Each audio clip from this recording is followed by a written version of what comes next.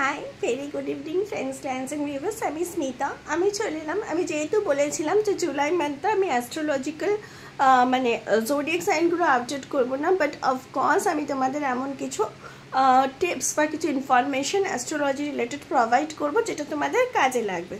ফার্স্টেই বলি, আমার প্রচুর ক্লায়েন্ট, আমার ফ্রেন্ডসরা, আমার সিস্টার্সরা আমাকে জিজ্ঞেস করেন তাদের কোনো পার্টনার সিলেক্ট করার আগে বা তাদের কোনো মানুষকে আইডেন্টিফাই করার আগে যে আমি যেহেতু নিউমারোলজি দিয়ে প্র্যাকটিস করি যে কি কি নাম্বারগুলোর সিগনিফিকেন্স কী কী হয়, সেটা নিয়ে আমি অলরেডি অনেকবার বলেছি, সেটা এখানে আলোচ্য বিষয় না।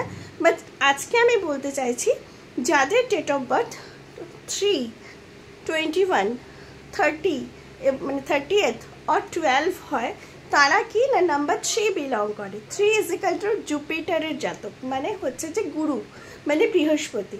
সেক্ষেত্রে এই সমস্ত মানুষজনরা খুব ক্রিয়েটিভ হয় এবং ক্রিয়েটিভিটি এদের মানে কি বলবো, এদের মধ্যে প্রচণ্ডভাবে বিরাজ করে।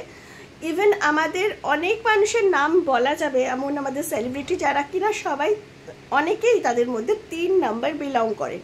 তো ক্রিয়েটিভ ব্যাপারটা এদের মধ্যে অনেক বেশিভাবে থাকে।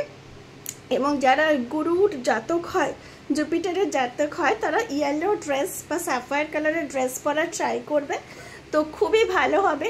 তো অফকোর্স 3 নাম্বারের সাথে যারা বিলং করছো, যারা নিজেরা 3 নাম্বার বা 3 নাম্বারের পার্টনার বা 3 নাম্বার তোমার সিস্টার ব্রাদার তোমার সারাউন্ডিংয়ে, তাহলে তাদের সাথে ভিডিওটা শেয়ার করো। তারা ক্রিয়েটিভ হয়, বড় মনের মানুষ হয়, অনেস্ট হয়, লয়াল হয়।